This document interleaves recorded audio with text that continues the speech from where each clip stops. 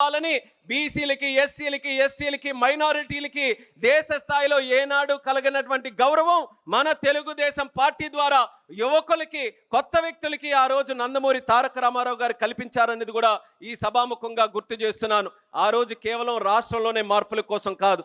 ఆ రోజు తెలుగుదేశం పార్టీ పుట్టింది కాంగ్రెస్ పార్టీని గద్దె దించడానికైనా 1983లో 9 నెలల్లోనే తెలుగుదేశం పార్టీ అత్యంత మెజారిటీతో విజయం సాధించిన తర్వాత కేవలం రాష్ట్రంలోనే కాదు, భారతదేశం కూడా బాగుపడాలనంటే అక్కడ కూడా ఉన్నటువంటి కాంగ్రెస్ ప్రభుత్వాన్ని గద్దె దించాలని దేశ స్థాయిలో కూడా నేషనల్ ఫ్రంట్ని ఏర్పాటు చేసి మొట్టమొదటిగా కాంగ్రెస్ ఏతర విపి సింగ్ గారిని ప్రైమ్ మినిస్టర్ చేసినటువంటి ఘనత కూడా నందమూరి తారక రామారావు గారిది, మన తెలుగుదేశం పార్టీది అనేది కూడా ఈ సభాముఖంగా తెలియజేసుకుంటున్నాను. ఆ రోజు నేషనల్ ఫ్రంట్తో మొదలైనటువంటిది తిరిగి చంద్రబాబు నాయుడు గారి అధ్యక్షతన యునైటెడ్ ఫ్రంట్ మనం పెట్టి దేవేగౌడ గారిని ప్రధానమంత్రి చేశాం, గుజరాల్ గారిని ప్రధానమంత్రి చేశాం, మళ్ళీ ఎన్డీఏ ప్రభుత్వంలో చేరి వాజ్పేయి గారిని ప్రధానమంత్రి చేశాం. ఈ రోజు కూడా ఎన్డీఏ ప్రభుత్వంలో కొనసాగి ఈరోజు ప్రపంచ స్థాయిలోనే వరల్డ్ ఫేమస్ లీడర్గా ఈ భారతదేశాన్ని ఒక ఉన్నతమైనటువంటి స్థానంలో ముందుకు నడిపిస్తున్నటువంటి ప్రధానమంత్రి నరేంద్ర మోదీ గారు కూడా ఈరోజు సపోర్ట్ చేసి కేవలం రాష్ట్రాన్ని వరకు, కేవలం ప్రాంతం వరకు, కేవలం ఒక జాతి వరకు పరిమితం కాకుండా యావత్ భారతదేశానికి కూడా ఎన్నో విప్లవాత్మకమైనటువంటి రాజకీయ సంస్కరణలు తీసుకొని వచ్చినటువంటి ఘనత మన తెలుగుదేశం పార్టీదని తెలియజేసుకుంటున్నాను. ఎన్నో అవకాశాలు వస్తే, ఒక సందర్భంలో ఒక కేంద్ర మంత్రిగా అవకాశం వస్తే ఆ కేంద్ర మంత్రి కూడా బడుగు బలహీన వర్గాలకి వెళ్ళాలని ఒక బీసీగా సాధారణ కుటుంబంలో ఉన్నటువంటి ఎర్రన్నాయుడు గారిని కేంద్ర స్థాయిలో కేబినెట్ మినిస్టర్గా చేసింది మన చంద్రబాబు నాయుడు గారు, తెలుగుదేశం పార్టీ. ఒక స్పీకర్గా అవకాశం వస్తే ఒక దళిత బిడ్డగా మన అమలాపురం నుంచి ఆ రోజు బాలయోగి గారిని కూడా ఆ శాసించేటటువంటి పార్లమెంటులో, లోక్సభలో స్పీకర్గా పెట్టి మన తాలూకా ఘనతని చాటినటువంటిది మన చంద్రబాబు నాయుడు గారు, తెలుగుదేశం పార్టీ. అలాగే ఒక మైనారిటీ వ్యక్తిగా ఆ రోజు అబ్దుల్ కలాం గారిని ఆ ప్రభుత్వానికి సూచించి ఆయనకి కూడా దేశ ప్రెసిడెంట్గా కూడా ఆ రోజు చంద్రబాబు నాయుడు గారి తాలూకా ఆలోచనల ప్రకారం ఆ రోజు తెలుగుదేశం పార్టీ తాలూకా కాంట్రిబ్యూషన్ ఆ రకంగా ఉండిందని తెలియజేసుకుంటున్నాను.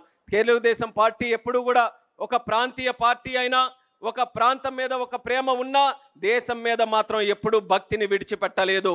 దేశం బాగుంటే, దేశం బలంగా ఉంటే రాష్ట్రం బాగుంటుంది, రాష్ట్రం బలంగా ఉంటుందని కేంద్రం రాష్ట్రం మధ్యలో సత్సంబంధాలు ఎప్పుడు కూడా మెరుగుపడేటటువంటి విధంగానే తెలుగుదేశం పార్టీ ముందుకు నడిపిస్తూ కేంద్రం ఇచ్చేటటువంటి కార్యక్రమాలు కానీ, కేంద్ర నిధులు కానీ, కేంద్ర కార్యక్రమాలు కానీ మన తెలుగు ప్రజలకు అందరికీ కూడా అందించడానికి, ఒక సుస్థిరమైనటువంటి పరిపాలన అందించడానికి తెలుగుదేశం పార్టీ సిద్ధాంత రూపంగా నిరంతరం కూడా కృషి చేస్తూ ఉండిందని కూడా తెలియజేస్తున్నాను. కేవలం తెలుగుదేశం పార్టీ ఒక్కటే.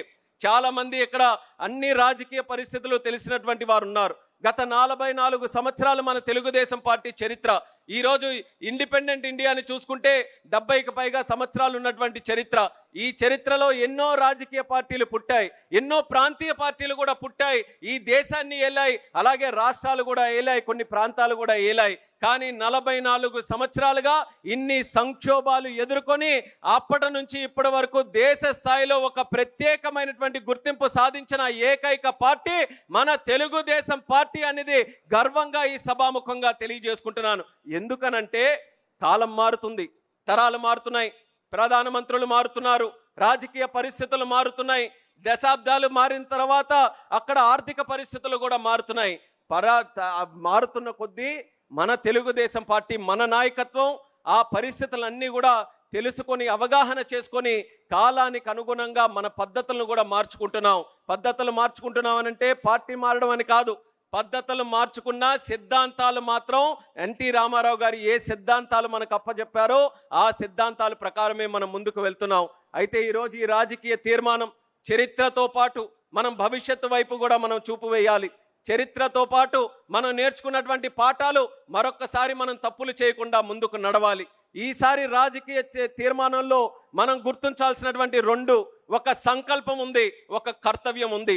సంకల్పం ఏంటంటే సుస్థిరమైనటువంటి పరిపాలన అందించాల్సినటువంటి బాధ్యత ఈరోజు తెలుగుదేశం పార్టీ అధికారంలో ఉన్నందున మనందరి మీద ఉంది.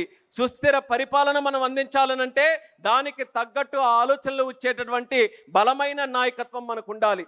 ఆ బలమైన నాయకత్వం ఎన్టీఆర్ గారి దగ్గర నుంచి, సిబిఎన్ గారి దగ్గర నుంచి, రేపు భవిష్యత్తులో ఉజ్వలమైనటువంటి భవిష్యత్తు మన రాష్ట్రానికి అందించబోతున్నటువంటి లోకేష్ అన్న గారి వరకు కూడా మనం ఎక్కడా కూడా నిస్సందేహంగా మనం చెప్పొచ్చు, బలమైనటువంటి నాయకత్వం మన తెలుగుదేశం పార్టీకి ఉంది.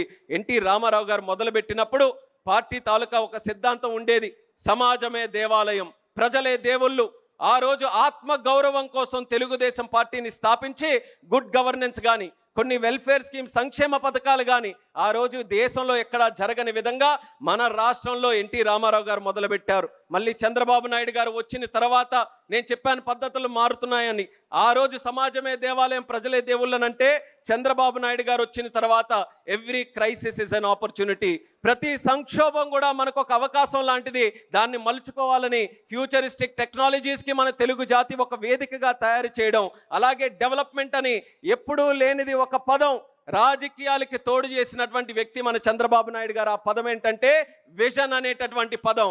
ఎందుకనంటే ఏ రాజకీయ నాయకుడైనా, ఏ పార్టీ అయినా సరే రాజకీయాలతో సత్సంబంధాలు ఉన్నప్పుడు 5 సంవత్సరాలకి వచ్చేటటువంటి ఎలక్షన్ల వరకే చూసేవాడు, కానీ ఎలక్షన్లు దాటి జనరేషన్స్ వరకు చూసినటువంటి ఏకైక వ్యక్తి చంద్రబాబు నాయుడు గారు. అందుకనే 5 సంవత్సరాలకు వచ్చే ఎలక్షన్లు విడిచి 20, 30, 40 సంవత్సరాల వరకు చూపించేటటువంటి విజన్ని అందుకొని ఆ చంద్రబాబు నాయుడు గారు ముందుకు వచ్చారు. దానితో పాటు ఈరోజు కొత్త తరం వచ్చింది, యువతరం వచ్చింది. యువతరం అని అంటేనే స్పీడ్తో కంపేర్ చేస్తూ ఉంటాం. అందుకనే ఈజ్ ఆఫ్ డూయింగ్ బిజినెస్ నుంచి స్పీడ్ ఆఫ్ డూయింగ్ బిజినెస్ చేస్తూ 2 సంవత్సరాల్లోనే అక్షరాల 24 లక్షల కోట్ల రూపాయలు మన ఆంధ్రప్రదేశ్ రాష్ట్రానికి తీసుకొని వచ్చి ఒక కొత్త చరిత్రకి, ఒక కొత్త వరవడికి శ్రీకారం చుట్టినటువంటి వ్యక్తి అన్న లోకేష్ అన్న గారు అన్నది కూడా తెలియజేస్తున్నాను. ఈయన తాలూకా పద్ధతుల్లో జాబ్ క్రియేషన్, అలాగే ఎడ్యుకేషన్ ఒక ప్రధానమైనటువంటి సెక్టర్గా ఎంచుకున్నారు. ఆయన కూడా చాలా సందర్భాల్లో చెప్పారు, రాజకీయాల్లో ఒక మినిస్టర్ పదవి తీసుకున్నటువంటి వ్యక్తులు అత్యంత దూరంగా దేనికైనా ఉంటున్నారనంటే ఎడ్యుకేషన్ మినిస్ట్రీకి. సర్వసాధారణంగా ఎవరు కూడా ముట్టుకోరు, కానీ స్వయంగా లోకేష్ అన్న బాధ్యత తీసుకున్నాడు. ఆ బాధ్యత ఆయన కోసమేనే కాదు, ఆయన గురించని కాదు, ఈ రాష్ట్రంలో రేపు భవిష్యత్తు తరం చక్కగా తయారవ్వాలనంటే మన క్లాస్ రూములు బాగుపడాలి. ఆ క్లాస్ రూములు బాగుపడాలనంటే నాలాంటి ఒక వ్యక్తి దానికి ఉంటూ ఒక ఫోర్స్గా ముందుకు నడిపించాలని ఈ క్లాస్ రూముల్లో కూడా ఈరోజు పెనుమార్పులు, మన పిల్లలకి ఉజ్వలమైనటువంటి భవిష్యత్తు ఇచ్చే విధంగా క్లాస్ రూములు కూడా ఈరోజు తయారు చేస్తున్నారు. ఇది ప్రభుత్వ పరంగా ఒక ఆలోచన పరంగా నిర్ణయాలు అయితే, పార్టీ పరంగా కూడా కొన్ని ఈ ఆలోచనలో కూడా మనం పద్ధతుల్లో కొన్ని మార్పులు తీసుకొని వచ్చాం. ఎన్టీ రామారావు గారు ఆత్మగౌరవం అయితే చంద్రబాబు నాయుడు గారు ఆత్మవిశ్వాసం పెంచారు. అలాగే లోకేష్ అన్న గారు ఈరోజు మనోధైర్యం పెంచుతున్నారు అనేది కూడా ఈ సభాముఖంగా తెలియజేసుకుంటున్నాను. అలాగే ఎన్టీ రామారావు గారు ఉన్నప్పుడు మనకందరికీ అన్ని కార్యక్రమాలు, ముఖ్యంగా బీసీలకి సంబంధించి ఒక సోషల్ ఇంజనీరింగ్ అనే కాన్సెప్ట్ని ఆ కింద స్థాయి నుంచి వ్యక్తుల్ని ముందుకు తీసుకొని రావాలి. సోషల్, ఎకనామిక్, పొలిటికల్ రిప్రజెంటేషన్ వాళ్ళకందరికీ కూడా క్రియేట్ చేయాలని ముందుకు తీసుకొని వస్తే మళ్ళీ ఆ యొక్క జాతిని, తెలుగు జాతిని చంద్రబాబు నాయుడు గారు విశ్వఖ్యాతి కింద మన పిల్లలు చదువుకొని ప్రపంచంలో ఉన్నతమైనటువంటి కంపెనీల్లో చేయాలి, సిఇఓలుగా అక్కడ కూడా పరిపాలన చేయాలని ఆ స్థాయికి, ఆ అవకాశానికి వాళ్ళు కల్పించారు. మళ్ళీ ఈరోజు లోకేష్ అన్న గారి ఆధ్వర్యంలో మళ్ళీ తెలుగు జాతి ఒక ప్రపంచ స్థాయిలోనే ఒక ప్రత్యేకమైనటువంటి గుర్తింపు సాధించే విధంగా ఆయన కూడా ఈరోజు కార్యక్రమాలు చేస్తున్నారు. సో ఏదైతే నాయకత్వ పరంగా ఈ 3 బలాలు కూడా ఉన్నాయో, ఈ నాయకత్వ బలాలతో మన స్థిరత్వమైనటువంటి పరిపాలన మనం అందించడానికి అన్ని రకాలుగా అడుగులు వేస్తున్నాం. ఈ స్థిరత్వమైనటువంటి పరిపాలన ఉండాలనంటే ఒక పక్కన నాయకత్వంతో పాటు మరొక పక్కన అసలైనటువంటి సంస్కరణలు. మీ తెలుగుదేశం పార్టీ ఒక్కటే సంస్కరణలు ఎప్పుడైనా చేసినా సరే కేవలం పేపర్ల వరకో, ఫోటోల వరకో, లేకపోతే నామమాత్రానికోనే కాదు. తెలుగుదేశం పార్టీ ఎప్పుడు సంస్కరణలు చేసినా సరే మన గ్రాస్ రూట్ నుంచి, క్షేత్రస్థాయి నుంచి, గ్లోబల్ స్టాండర్డ్స్ వరకు ప్రతి ఒక్కటి కూడా సైంటిఫిక్గా అధ్యయనం చేసి ఒక పథకం తీసుకొని వచ్చిన, ఒక స్కీమ్ తీసుకొని వచ్చిన, ఒక కార్యక్రమం మనం ఏదైనా చేసినా సరే ఆ సంస్కరణ గ్రామీణ ప్రాంతాల్లో గ్రాస్ రూట్ లెవెల్లో ఉన్నటువంటి సామాన్య పౌరుడికి ఏ రకంగా అది ప్రభావం చూపుతుందన్న ఆలోచనతోనే ఎన్నో విప్లవాత్మకమైనటువంటి సంస్కరణలు తీసుకున్నాం. Social reforms, political reforms, economic reforms, infrastructure reforms, అలాగే అగ్రికల్చర్ రిఫార్మ్స్, ఆఖరికి అన్ని రకాలుగా రిఫార్మ్స్ తీసుకొని, ఎకనామిక్ రిఫార్మ్స్, పొలిటికల్ రిఫార్మ్స్ తీసుకొని వచ్చి మన ఆంధ్రప్రదేశ్ రాష్ట్రాన్ని ఎప్పుడు తెలుగుదేశం పార్టీ పరిపాలించిన ఒక సుస్థిరమైనటువంటి పరిపాలన మనం అందించగలిగాం. అయితే మనకి కావలసినటువంటిది కేవలం మన సంకల్పం సుస్థిర పరిపాలన మాత్రమే కాదు, మనకు ఒక కర్తవ్యం కూడా ఉంది. అదే మన రాజకీయ తీర్మానంలో రెండో భాగం. ఒక పక్కన మన కర్తవ్యం సుస్థిర పరిపాలన అందించాలనంటే, మరొక పక్కన మన సంకల్పం సుస్థిర పరిపాలన అయితే, మన కర్తవ్యం నిరంతర పరిపాలన కూడా మనకు ఉండాలి. కంటిన్యూటీ ఇన్ గవర్నమెంట్ మనకు ఉండాలి. మనం ఎందుకు ఈరోజు బాధపడుతున్నాం? 5 సంవత్సరాలు విధ్వంస పరిపాలన వచ్చిన తర్వాత ఆ నష్టం ఏదో రాజకీయ పార్టీగా మనకు మాత్రమే నష్టం కాదు, యావత్ తెలుగు జాతి కూడా ఈరోజు సర్వనాశనమై కూర్చున్న సందర్భంలో మళ్ళీ చంద్రబాబు నాయుడు గారు ఆ డిస్ట్రక్షన్ అంతా కూడా తన భుజాల మీద వేసుకొని మళ్ళీ మెట్టుకు మెట్టు కట్టుకుంటూ కోటలాగా కడుతున్నారు. ఈ కోటలాగా కట్టినటువంటి కోటని మళ్ళీ ఎవరైనా సరే దుర్మార్గుల చేతుల్లో పడితే పేక మేడల్లాగా ఈ కోటనంతను కూడా కూల్చి వదిలేస్తే ఈ ఆట ఎన్నాళ్ళు మన తెలుగు జాతి ఇంకా ఆడగలదో ఒక్కసారి మీరందరూ కూడా గమనించాలి. 2004 నుంచి 14 వరకు ఆ రోజు కూడా మనకు అవకాశం మనకే వచ్చుంటే పరిస్థితులు ఏ రకంగా ఉండేవో, అది రాజకీయంగా కానీ ఆర్థికంగా కానీ ఏ రకంగా ఉండేవో ప్రతి ఒక్కరు కూడా విశ్లేషణ చేసుకోగలరు. ఆ రోజు నష్టపోయాం 4 నుంచి 14 వరకు. మళ్ళీ 14లో తీరా విభజన జరిగిన తర్వాత ఆ రోజు చంద్రబాబు నాయుడు గారు గుర్తుకొచ్చారు. ఆ రోజు చంద్రబాబు నాయుడు గారు ఉంటేనే మళ్ళీ తెలుగు జాతికి ఒక భవిష్యత్తు ఉంటుందని ఆ రోజు మళ్ళీ గెలిపించారు. 5 సంవత్సరాలు కష్టపడ్డారు చంద్రబాబు నాయుడు గారు. విభజన తరువాత ఆదాయం తెలంగాణకు వెళ్ళి పాపులేషన్ మన దగ్గరికి వచ్చి తక్కువ ఆదాయం ఉంటే అంచెలంచెలుగా గ్రోత్ రేట్ని పెంచుకుంటూ సరి సమానంగా ఇద్దరు సోదర రాష్ట్రాలని కూడా ముందుకు నడిపించాలనే ఆలోచనతో బ్రహ్మాండమైన ఒక కాంపిటీషన్, ఒక ఫ్రెండ్లీ కాంపిటీషన్తో ముందుకు నడిపిస్తే మళ్ళీ తీరా 2019లో ఎన్నికలు వచ్చినప్పుడు కంటిన్యూటీ మనం తీసుకొని రాలేకపోయాం. ఇక్కడ నేను ఒక ఎగ్జాంపుల్ చెప్పాలి. మనం ఈరోజు దేశంలో అభివృద్ధి చెందినటువంటి రాష్ట్రాలు ఎక్కడయ్యా చూపించమనంటే, మొట్టమొదట మనం మ్యాప్ చూపిస్తే మనం వేలు పెట్టేది గుజరాత్ మీద పెడుతున్నాం. గుజరాత్ మోడల్ని మనం చూపించుకొని ఏ సెక్టర్ని చూసుకున్నా సరే గుజరాత్ ఎలా చేసింది, మనం కూడా ఎలా చేయాలని ప్రతి ఒక్కరం కూడా దాన్ని ఎగ్జాంపుల్గా తీసుకొని చేస్తున్నాం. అలాంటి ఎగ్జాంపుల్ ఎందుకు చేయగలుగుతున్నారు? అక్కడ 5 సార్లు కంటిన్యూస్గా వాళ్ళ ప్రభుత్వం వచ్చిన తర్వాత ఈరోజు ఎలాంటి ప్రోగ్రామ్ చేసినా సరే ఎక్కడ పాలసీ పెరాలిసిస్ లేకుండా, డెవలప్మెంట్ డీరైల్మెంట్ లేకుండా, ఆ రోజు 2002లో బీజేపీ ప్రభుత్వం అక్కడ వస్తే వాళ్ళు ఏ విజన్తోనైతే ప్రభుత్వం ముందుకు నడిపిస్తున్నారో ఆ కంటిన్యూటీతో ఈ రోజు వరకు కూడా కొనసాగుతుంది. కాబట్టి గుజరాత్లో ఏ డెవలప్మెంట్ ఎజెండా తీసుకొని వచ్చినా పూర్తి సహకారం వాళ్ళకు అందుతుంది. మనకేమో 5 years చేస్తే మళ్ళీ 5 years లేకపోతే మళ్ళీ 5 సంవత్సరాలు అభివృద్ధి సాధించింది, 20 సంవత్సరాలు మనం వెనక్కి వెళ్ళిపోతుంటే అసలు ఎక్కడ మన జాతి ముందుకు వెళ్ళగలదో మనం అందరం కూడా ఒక్కసారి గమనించాలి. అందుకనే ఒక పక్కన సుస్థిర పరిపాలన అందిస్తూ నిరంతర పరిపాలనకి కూడా మనం కృషి చేస్తూ ఉండాలి. ఈ నిరంతర పరిపాలన అందించాలనంటే నాయకులం, వేదిక మీద ఉన్న వాళ్ళం, ఇక్కడ ఉన్న వాళ్ళం, క్లస్టర్లో బూతుల్లో అక్కడ కూడా పనిచేస్తున్నటువంటి నాయకులు, కార్యకర్తలు అందరూ కూడా ఏకైక ఎజెండాతో ముందుకు వెళ్ళాలి. చిన్న ఎలక్షన్ దగ్గర నుంచి పెద్ద ఎలక్షన్ వరకు, ఎలక్షన్లు అంటే 5 సంవత్సరాలు వచ్చేవే కాదు, ఏ ఎలక్షన్ వచ్చినా సరే ప్రతి ఎలక్షన్ కూడా అత్యధికమైనటువంటి మెజారిటీతో గెలిపించే బాధ్యత కార్యకర్తలు, నాయకులు అందరం కూడా కలిసికట్టుగా తీసుకొని ఈ తెలుగుదేశం పార్టీ ఎల్లప్పుడూ కూడా ముందంజలో ఉండేటటువంటి కార్యక్రమం చేస్తూ ఉంటే అప్పుడు ఎక్కడా కూడా మనకి డీరైల్మెంట్ అనేది లేకుండా కంటిన్యూటీ ఇన్ గవర్నమెంట్ కూడా మనం సాధించేటటువంటి అవకాశం ఉంటుంది. మరొక 2 విషయాలు ఈరోజు ఉన్నటువంటి పరిస్థితుల ప్రకారం, ఎందుకనంటే తెలుగుదేశం పార్టీ 44 సంవత్సరాలైనా సరే నిత్య యవ్వనంతో ముందుకు నడిచే పార్టీ. ఎందుకనంటే యూత్ని ఎప్పటికప్పుడు మనం ఇన్వాల్వ్ చేస్తున్నాం. ఈరోజు పెద్ద ఎత్తున లోకేష్ అన్న గారు కూడా వర్కింగ్ ప్రెసిడెంట్ అవ్వడం వల్ల జెన్జీ కానీ, యువతరం కానీ, రేపు రాబోతున్నటువంటి యువతరం కానీ అందరూ కూడా ఎంతో ఆసక్తిగా ఈ తెలుగుదేశం పార్టీ వైపు చూస్తున్నారు. అదే నాయకులకి కానీ గ్రామీణ ప్రాంతాల్లో మనం పనిచేస్తున్నటువంటి కార్యకర్తలకు కూడా పిలుపునిస్తున్నాం. యువతని ఎక్కడికక్కడ ఇన్వాల్వ్ చేయండి. యువత తాలూకా మాటని, యువత తాలూకా వాయిస్ని మన పార్టీలో కూడా ఎక్కడికక్కడ బలంగా బయటకు వచ్చే విధంగా వాళ్ళకి కూడా అవకాశం ఇవ్వాలని సందర్భంగా తెలియజేస్తున్నాను. అలాగే స్త్రీలు అత్యంత ముఖ్యమైనటువంటి వారు. స్త్రీలు బలపడితే కుటుంబం బలపడుతుంది, కుటుంబం బలపడితే రాష్ట్రం దేశం బలపడుతుంది, సమాజం బలపడుతుంది అని నమ్మేటటువంటి సిద్ధాంతం మన తెలుగుదేశం పార్టీది. అటువంటి స్త్రీల కోసం మన 3 తరాలుగా ఉన్నటువంటి నాయకులు చేసినటువంటి కార్యక్రమాలు చూస్తే ఎన్టీ రామారావు గారు ఉన్నప్పుడు స్త్రీలను గుర్తించి ఆస్తిలో సమాన హక్కులు వాళ్ళు కల్పించారు. చంద్రబాబు నాయుడు గారు ఉన్నప్పుడు స్త్రీలను గుర్తించి ఎకనామిక్ ఎంపవర్మెంట్ కింద డ్వాక్రా సంఘాలు పెట్టారు. మళ్ళీ ఈరోజు అదే లోకేష్ అన్న స్త్రీలను గుర్తించి చరిత్రాత్మకమైనటువంటి నిర్ణయం తీసుకొని 33% పొలిటికల్ రిజర్వేషన్ ఎలక్షన్లో కల్పించినటువంటి పార్టీగా ఈ తెలుగుదేశం పార్టీని ముందుకు నడిపించున్నారు. ఇప్పుడే అచ్చెన్నాయుడు గారు కూడా మాట్లాడుతూ చెప్పారు, మరొక పక్కన ఒక 3 జనరేషన్లో ఉన్నటువంటి ఎగ్జాంపుల్ తీసుకొని వేట కొడవళ్ళ నుంచి కత్తుల నుంచి గొడ్డల వరకు వస్తే మనమేమో ఆస్తిలో సమాన హక్కులు కల్పిస్తూ డ్వాక్రా సంఘాలకు ఇస్తూ పొలిటికల్ ఎంపవర్మెంట్ ఇస్తూ 33% చేస్తున్నాం. ఎక్కడైనా ఒక కంపారిజన్ ఉందా ఈ 2 ఫ్యామిలీస్కి కానీ, ఈ 2 పార్టీస్కి కానీ, ఈ 2 సిద్ధాంతాలకి కానీ అనేది ప్రజలు కూడా ఆలోచించమని ఈ సందర్భంగా కోరుతున్నాను. యువతను ఇన్వాల్వ్ చేయాలి, మహిళల్ని మనం ఇన్వాల్వ్ చేసుకుంటూ ముఖ్యంగా ఈ రోజుల్లో క్షేత్రస్థాయిలో ఫిజికల్గా మనం ఎంత కష్టపడుతున్నామో సోషల్ మీడియాలో కూడా ప్రతి ఒక్కరూ దృష్టి పెట్టాలి. సోషల్ మీడియా కూడా ఒక పాఠం లాంటిదే. సామాన్య కార్యకర్త అయినా అది చూడాలి.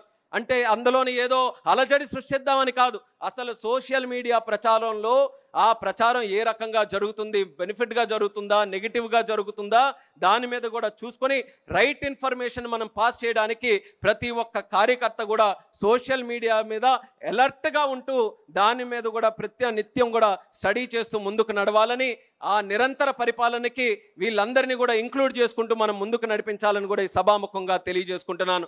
అయితే 2019 నుంచి 24 వరకు ఆ రోజు ఉన్నటువంటి విధ్వంస పరిపాలన మనం చూసాం. ఆ రోజు ఉన్నటువంటి ప్రిజనరీ పరిపాలన నుంచి ఈ రోజు ఒక విజనరీ పరిపాలనకు మనకు వచ్చాం. ప్రిజనరీ పరిపాలనలో గొడ్డలి వస్తే విజనరీ పరిపాలనలో గూగుల్ వచ్చింది.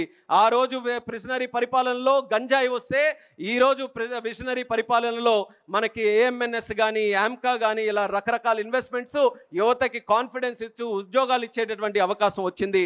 ఆ రోజు ప్రిజనరీ పరిపాలనలో డెడ్ బాడీలు డోర్ డెలివరీ చేస్తే ఈరోజు విజనరీ పరిపాలనలో ఫోన్ల ద్వారా వాట్సాప్ గవర్నెన్స్ డెలివరీ మనం చేస్తున్నామన్నది కూడా తెలియజేస్తున్నాను. ఆ రోజు శవాల మీద రాజకీయాలు చేస్తే ఈరోజు యువతకి ఉపాధి అవకాశాలు మనం ఇస్తున్నాం. ఆ రోజు 3 మొక్కలాట ఆడితే ఈరోజు ప్రజా రాజధాని అమరావతిని మనం తీర్చిదిద్దుతున్నాం. ఆ రోజు సంక్షోభం ఉంటే ఈరోజు సంక్షేమంతో ముందుకు వెళ్తున్నాం. అది ప్రిజనరీకి విజనరీకి ఉన్నటువంటి తేడాన్ని తెలియజేస్తున్నాను. ఈరోజు కేంద్ర మంత్రిగా ఒక అవకాశం వచ్చిన తర్వాత 2024 తర్వాత 2 డావోస్ కార్యక్రమాలు జరిగాయి. డావోస్లో వెళ్ళిన మొట్టమొదటి సంవత్సరం వెళ్ళాం. జనవరి 2025 ముఖ్యమంత్రి గారితో కొన్ని కార్యక్రమాల్లో కూర్చున్నాం. అన్న లోకేష్ అన్న గారు కూడా ఉన్నారు. ఆ రోజు ప్రపంచ స్థాయిలో ఎన్నో కంపెనీలన్నీ కూడా మనం పిలుచుకొని, అయ్యా ఒక్కసారి రండి, ఆంధ్రప్రదేశ్ తాలూకా స్టాల్ ఉంది, ఒక్కసారి కలిసి మా దగ్గర ఏ అవకాశాలు ఉన్నాయని చూడండి అంటే చాలామంది అంత ఇంట్రెస్టెడ్గా చూపించలేదు, అంత యాక్టివ్గా మన దగ్గర రావడానికి అంత సుముఖంగా లేరు. అయినా కొంతమంది వచ్చిన తర్వాత తీరా మనం అన్ని రకాల అవకాశాలు, మన గవర్నెన్స్, మన పరిపాలన, మన పార్టీ యొక్క విధి విధానాలు అన్నీ కూడా చెప్పిన తర్వాత ఇది సరే, మళ్ళీ తర్వాత మీ ప్రభుత్వం మారిపోతే మా పరిస్థితి ఏంటన్నటువంటి క్వశ్చన్ ఆ రోజు 2025లో అడిగారు. అలాగే ఢిల్లీలో కూడా వెళ్ళాం. జూన్లోనే మనం అందరం కూడా స్వేరింగ్ ఇన్ చేసిన తర్వాత ముఖ్యమంత్రిగా మొదటి 3-4 నెలలు కేంద్ర ప్రభుత్వాన్ని దగ్గరికి వచ్చి ఏ మంత్రి గడప తొక్కినా సరే ఆ రోజు ముఖ్యమంత్రిగా ఒక 5-6 పేపర్లు తీసుకొని వెళ్ళి మా రాష్ట్రానికి నిధులు రావాలి, మా రాష్ట్రానికి కార్యక్రమాలు జరగాలని ఏ మంత్రి దగ్గరికి వచ్చినా చంద్రబాబు నాయుడు గారు 5 కాగితాలు ఇస్తే ఆ కేంద్ర మంత్రులందరూ 10 కాగితాలు ఇచ్చేవారు. మీ 5 సంవత్సరాలు అక్కడ రాష్ట్రంలో జరిగినటువంటి పరిపాలన వల్ల ఎంత నష్టం మాకు జరిగిందో అని చెప్పి ఇది సరిచేయండి అని చెప్పి కేంద్ర మంత్రులు తిరిగి ఇచ్చే పరిస్థితి జూన్ 2024 ఉండేది. ఆ పరిస్థితి నుంచి దావోస్ 2026కి వెళితే అదే దావోస్లో ఆంధ్రప్రదేశ్ స్టాల్ పెడితే ఇండియా స్టాల్ కంటే ఆంధ్రప్రదేశ్ స్టాల్లో తాకిడి ఎక్కువ ఉంది. అందరికీ కూడా ఒక నమ్మకం క్రియేట్ అయ్యి మనం ఎక్కడైనా సరే, అది కేవలం భారతదేశంలో ఉన్న రాష్ట్రాలతోనే కాంపిటీషన్ కాదు. దావోస్ అని అంటే 140కి పైగా దేశాలన్నీ కూడా అక్కడ స్టాల్స్ పెట్టుకొని ఉంటాయి. Saudi Arabia, UAE, England, America అందరి తాలూకా స్టాల్స్ ఉన్నా సరే పెద్ద పెద్ద ఇన్వెస్ట్మెంట్స్, గూగుల్ లాంటి investment, data centre investment, quantum లాంటి ఇన్వెస్ట్మెంట్, డిఫెన్స్లో, ఏరోస్పేస్లో, డ్రోన్స్లో ఏ సెక్టర్ చూసుకున్నా సరే ప్రతి ఒక్కరూ ఆంధ్రప్రదేశ్ని నమ్మి మన దగ్గర లక్షల కోట్ల ఉపాధి అవకాశాలు కల్పించే పెట్టుబడులు తీసుకొని వచ్చారనంటే దానికి కారణం చంద్రబాబు నాయుడు గారి మీద ఉన్న నమ్మకం, ఆయన పరిపాలన మీద ఉన్నటువంటి నమ్మకం, ఒక్క సంవత్సరంలో 5 సంవత్సరాలు వాళ్ళు చేసినటువంటి విధ్వంసాన్ని తిప్పికొట్టి మళ్ళీ బ్రాండ్ ఆంధ్రప్రదేశ్ని తయారు చేశారు. అలాగే ఈరోజు ఢిల్లీ కూడా వెళ్తున్నాం కదా, ఢిల్లీలో కేంద్ర మంత్రుల దగ్గరికి వెళ్తే వాళ్ళు సమస్యలు చెప్పడం కాదు, ఆ రోజు చెప్పేవారు 5 సంవత్సరాల ప్రాబ్లమ్స్ ఏంటని. ఈరోజు ఏం చెప్తున్నారంటే మోదీ గారు దేశంలో కొత్త పథకం తీసుకొని వచ్చారు, కొత్త సంస్కరణ తీసుకొని వచ్చారు. సోలార్ ఎనర్జీలో కావచ్చు, ఇన్వెస్ట్మెంట్స్లో కావచ్చు, సెమీ కండక్టర్స్లో కావచ్చు, ఎయిర్పోర్ట్స్లో కావచ్చు, ఇలా ఏ సెక్టర్ తీసుకొని వచ్చినా అది ఇంప్లిమెంట్ చేయాలనంటే ఆ ఘనత చంద్రబాబు నాయుడు గారికి ఉందని ఈరోజు ఎవరు వెళ్ళినా సరే స్కీములు ఇచ్చి అయ్యా తొందరగా మీరే చేయండి, మీరు చేస్తే ఆదర్శంగా మిగతా రాష్ట్రాలు తీసుకెళ్తాయని ఈరోజు ఆ పరిస్థితిని కూడా మార్చి దావోస్ కానీ ఢిల్లీ కానీ ఆంధ్ర పరిపాలన తాలూకా విధానం చంద్రబాబు నాయుడు గారి ఆధ్వర్యంలో ఏ రకంగా బలంగా ముందుకు నడుస్తుందో మీరందరూ కూడా గమనించాలని తెలియజేస్తున్నాను. అందుకనే కార్యకర్తలు సుస్థిర పరిపాలన, నిరంతర పరిపాలన, stability in governance, continuity in government, ఈ 2 విషయాలు మనం ఒక జీవన విధానంగా, టీడీపీ అనంటే 9 to 5 జాబ్ లాగా కాదు, టీడీపీ అనంటే ప్రజాసేవలో, ప్రజాక్షేత్రంలో, ప్రజల సంక్షేమం కోసం 24/7/365 ఫర్ ఎవర్ మనం నిరంతరం కూడా ఇది పని చేస్తూనే ఉంటాం, కృషి చేస్తూనే ఉంటామన్న విధంగా మనం కార్యక్రమాలన్నీ కూడా చేయాలని తెలియజేసుకుంటూ, నిన్న అన్న మాట, చంద్రబాబు నాయుడు గారు అన్న మాట నెవర్ అగైన్ అని చెప్పారు, అది కూడా మనం గుర్తుపెట్టుకోవాలి.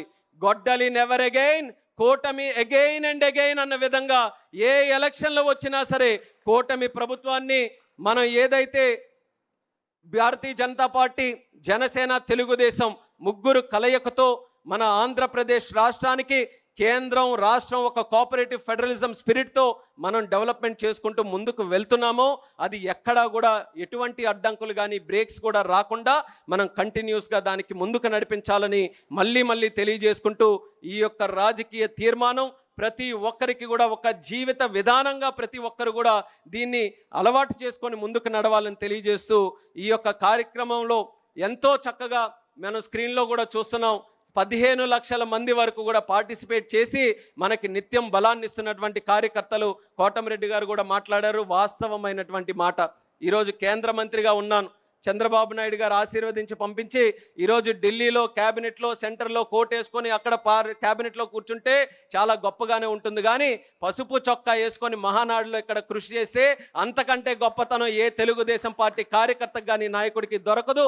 అది నాకు ఎప్పుడు కూడా లభిస్తూ ఉంటుందని మరొకసారి సందర్భంగా తెలియజేస్తూ, మొట్టమొదటి ప్రాధాన్యత పార్టీకి, క్యాడర్కి మనం ఇచ్చి తరువాత మనం ఆ ప్రభుత్వానికి కూడా మనం సేవ చేస్తూ ముందుకు నడవాలని ఈ మహానాడు ద్వారా ప్రతి ఒక్కరికి కూడా తెలియజేసుకుంటూ, చంద్రబాబు నాయుడు గారికి మరొక్కసారి నా హృదయపూర్వకమైనటువంటి అభినందనలు. ఏ రోజు కూడా తెలుగుదేశం పార్టీలో పనిచేసినటువంటి ఒక నాయకుడు తాలూకా బిడ్డగా కాకుండా తన సొంత బిడ్డగా చూసుకొని ఎల్లప్పుడూ కూడా నాకు ఆశీర్వదిస్తున్నారు. నా తరపున నాలాంటి కుటుంబాలు లక్షలు ఉన్నాయి తెలుగుదేశంలో, నాకొక్కరికని కాదు ప్రతి ఒక్కరికి కూడా అదే భావనతో ఆయన చూస్తున్నారు. వాళ్ళందరి తరపున కూడా ఆయన పాదాలకి నమస్కరించుకుంటూ ఈ అవకాశం కల్పించిన ఆయనకి హృదయపూర్వక ధన్యవాదాలు తెలియజేస్తూ, కాస్త సమయం ఎక్కువైంది కాబట్టి మన్నించాలని కూడా తెలియజేసుకుంటూ మీ అందరి దగ్గర సెలవు తీసుకుంటున్నాను. జై తెలుగుదేశం.